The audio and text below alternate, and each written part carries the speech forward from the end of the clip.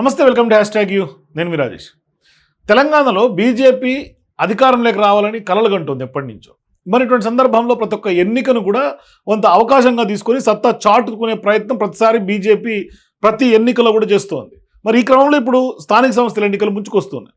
మరోవైపు అధ్యక్షుడి మార్పు కూడా జరిగిపోయింది. కొత్తగా రామచంద్రరావుని అధ్యక్షుడిగా నియమించిన తర్వాత కొంత స్థానిక సంస్థల ఎన్నికలు ఒక రకంగా చెప్పాలంటే ఒక బిగ్ సవాల్ బీజేపీ ముందుంది. మరి ఆ సవాల్ని ఏ విధంగా ఎదుర్కొంటుందనే చర్చ పొలిటికల్ సర్కిల్స్ తెలంగాణలో మరి జోరుగా సాగుతోంది.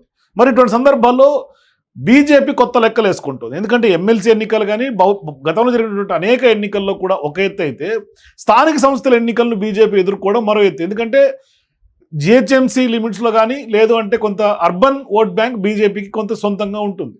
ఎవరు అవునన్నా కాదన్నా కొంత గ్రామీణ లెవెల్లో కొంత బీజేపీకి ఓట్ బ్యాంక్ తక్కువ. మరి ఇటువంటి సందర్భాల్లో స్థానిక సంస్థల ఎన్నికలను ఏ విధంగా ఎదుర్కొంటుంది అనేదే ఒక అంశం. మరి ఇటువంటి సందర్భాల్లో ఈ ఎన్నికలను అంటే రాబోయే స్థానిక సంస్థల ఎన్నికల కోసం బీజేపీ కొత్త ఎత్తుగడ, కొత్త స్కెచ్ సిద్ధం చేసుకుంటున్నట్టుగా కొంత చర్చ జరుగుతోంది. మరి ఇప్పటికే ఆ దిశగా పార్టీ వర్గాలకు కూడా కొంత సమాచారం ఇచ్చినట్టుగా కూడా తెలుస్తోంది. మరొకసారి ఆ స్కెచ్ ఏంటంటే, అంటే కేవలం ఏదో నామకే వాస్తీలో పోటీలో ఉంటుంది బీజేపీ అని అనుకోకుండా ఈసారి ఖచ్చితంగా బలంగా సత్తా చాటుకోవాలని ఒక డిసైడ్ అయినట్టుగా తెలుస్తుంది. అంటే బుల్లెట్ గట్టిగా దించాలి అని అయితే మాత్రం బీజేపీ పెద్దలు ఫిక్స్ అయిపోయినట్టుగా కొంత చర్చ జరుగుతుంది. బీజేపీ ఇంటర్నల్గా అంటే వ్యూహాలు రెడీ చేసుకుంటూ ఉన్నారు. అంటే ఏ స్థాయి అభ్యర్థులను దింపాలి అనేది కూడా కొంత ఆలోచన, ఎవరెవరిని సిద్ధంగా ఉండమని ఇప్పటికే సంకేతాలు పంపుతోంది అనేది కూడా చర్చ. సో ఇప్పుడు స్థానిక సంస్థల ఎన్నికల కోసం తెలంగాణలో బీజేపీ ఇప్పటి నుంచే కొంత గ్రౌండ్ వర్క్ స్టార్ట్ చేసినట్టుగా కనిపిస్తోంది.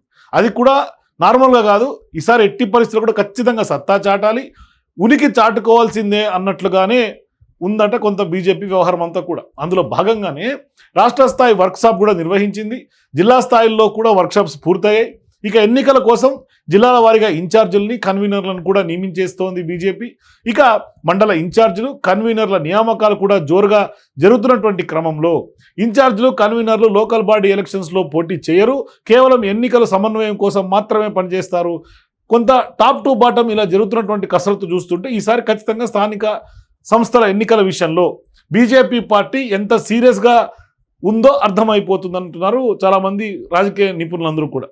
మరి అలాగే కొన్ని స్థానాల్లో పోటీ చేయాలని డిసైడ్ అయినటువంటి కొంతమంది కమల్నాథులు, పార్టీ ఎంపీలు కానీ ఎమ్మెల్యేలు కానీ తమ నియోజకవర్గాల్లో మెజార్టీ స్థానాలు గెలిపించుకోవాల్సిందేనని టార్గెట్ కూడా పెట్టినట్లు సమాచారం. అంటే ఎలాంటి వ్యూహాలు రచిస్తారో, ఏం చేస్తారో చేయండి, కానీ ఫైనల్ రిజల్ట్ మాత్రం ఖచ్చితంగా పక్కాగా కనిపించాలి అనే టార్గెట్స్ వాళ్ళందరికీ కూడా ఇచ్చినట్టుగా తెలుస్తుంది. మరి ఇప్పుడు ఆయా నియోజకవర్గాల పరిధిలో గెలుపు బాధ్యతలను కూడా వాళ్ళే భుజాన వేసుకున్నట్లు కూడా కొంత బీజేపీలో చెప్తున్నటువంటి మాట. ఇక అభ్యర్థుల ఎంపిక విషయంలో ఇక్కడ చాలా జాగ్రత్తగా కొంత కసరత్తు చేస్తోంది బీజేపీ. బలమైనటువంటి అభ్యర్థులను బరిలో దింపితేనే కరెక్ట్ రిజల్ట్ వస్తుందన్న నమ్మకంతో కొంత పెద్ద తలకాయలనే మన జెడ్పీటీసీ, ఎంపీటీసీ ఎన్నికల్లో పోటీకి సిద్ధం చేస్తున్నట్టు తెలుస్తోంది. అంటే పార్టీ ముఖ్య నాయకులు గతంలో ఎమ్మెల్యేలుగా పోటీ చేసినటువంటి వారిని కూడా 2023 ఎన్నికల్లో ఎమ్మెల్యే టికెట్ దక్కించుకోలేకపోయిన వారితో పాటుగా ఇప్పుడు వాళ్ళందరినీ కూడా జెడ్పీటీసీలుగా పోటీ చేయించాలని నిర్ణయించుకున్నట్లుగా మనకు సమాచారం. మరి ఇప్పుడు బీజేపీ అధిష్టానం, అధినాయకత్వం ఈ దిశగానే వాళ్ళు పావులు కదుపుతున్నటువంటి నేపథ్యంలో రిజర్వేషన్స్కి అనుగుణంగానే వాళ్ళ కుటుంబ సభ్యులకు కూడా అవకాశం ఇచ్చేందుకు రెడీ అయినట్లు కూడా మనకు తెలుస్తుంది. మరి ఇప్పుడు ఆ దిశగా కనుక ఇప్పటికే కొందరు పార్టీ ఇన్ఛార్జీలు కానీ వాళ్ళందరికీ కూడా సంకేతాలు ఇచ్చినట్టుగా కనిపిస్తోంది. మరి పోటీకి సిద్ధంగా ఉండాలని, ఒకవేళ జెడ్పీటీసీగా ఓడిపోతే రేపు మరొకసారైనా ఎమ్మెల్యే టికెట్ రాదేమోనని భయపడాల్సినటువంటి అవసరం లేదనే భరోసా కూడా ఇస్తున్నారట. అందుకు ఉదాహరణలు కూడా కొన్ని చెప్తున్నారట బీజేపీ పెద్దలందరూ కూడా. లోకల్ లీడర్లకి అసెంబ్లీ ఎన్నికల్లో ఎమ్మెల్యే అభ్యర్థులుగా పోటీ చేసినటువంటి వాళ్ళు బండి సంజయ్ గారు కానీ, ఈటల కానీ, అరవింద్ కానీ, రఘునందన్ రావులు వీళ్ళందరూ ఓడిపోయినా తిరిగి వాళ్ళకి ఎంపీ టికెట్స్ దక్కాయి కదా, అప్పుడు అందరూ ఎంపీలుగా గెలిచారు కదా. సో ఇక్కడ కూడా సేమ్ ఫార్ములా అప్లికబుల్ అవుతుంది, అదే ఫార్ములా వర్తిస్తుంది. ఖచ్చితంగా ఆ హామీ ప్రకారమే మీకు అందరికి కూడా ఇప్పుడు హామీలు ఇచ్చి మీరు ఖచ్చితంగా జిల్లా పరిషత్ చైర్మన్ల రిజర్వేషన్లను బట్టి ఆ జిల్లాలో ఉన్నటువంటి పార్టీ పెద్ద తలకాయల్ని రంగంలో దించేందుకు ప్లాన్ చేస్తున్నట్టుగా సమాచారం.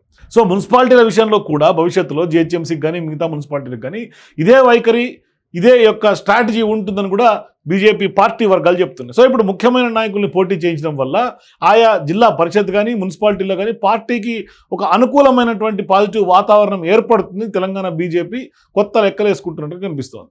సో ఇప్పుడు ఈ స్కెచ్ ఎంతవరకు వర్కౌట్ అవుతుంది అనేది మాత్రం వెయిట్ చేయాలి. ఎందుకంటే ప్రజల డిసైడింగ్ ఫ్యాక్టర్ ఎట్లా ఉంటుంది, మరి వేవ్ నిజంగానే బీజేపీ క్రియేట్ అవుతుందా, ఎందుకంటే ఎమ్మెల్యే టికెట్ ఆశించినటువంటి నాయకులు జెడ్పీటీసీలుగా పోటీకి అంగీకరిస్తారా లేదన్నది కూడా ఇక్కడ కీ పాయింట్. సో అందుకనే ఇప్పుడు భవిష్యత్తులో ఏం జరగబోతున్నది మాత్రం ఆసక్తి నెలకొంది. కానీ వ్యూహాలు అయితే మాత్రం బీజేపీ చాలా జోరుగా రచిస్తున్నటువంటి పరిస్థితి. మరి స్థానిక సంస్థల ఎన్నికల్లో మరి ఏ విధంగా ఉంటుంది బీజేపీ పర్ఫార్మెన్స్ అనేది మాత్రం వెయిట్ చేసి చూడాలి. మీరు కూడా బీజేపీ కొత్త లెక్కలు, కొత్త వ్యూహాలు, నయా స్ట్రాటజీతో ముందుకెళ్తున్నటువంటి తరుణంలో స్థానిక సంస్థల ఎన్నికలు, రాబోయే ఎన్నికల్లో బీజేపీ పర్ఫార్మెన్స్ ఏ విధంగా ఉండబోతుంది, అది ఖచ్చితంగా సత్తా చాటేలాగానే ఉంటుందని మీకు అనిపిస్తే మీ అభిప్రాయాల కింద నాకు కామెంట్స్ ఉంటూ తెలియజేయండి. For more videos please watch #.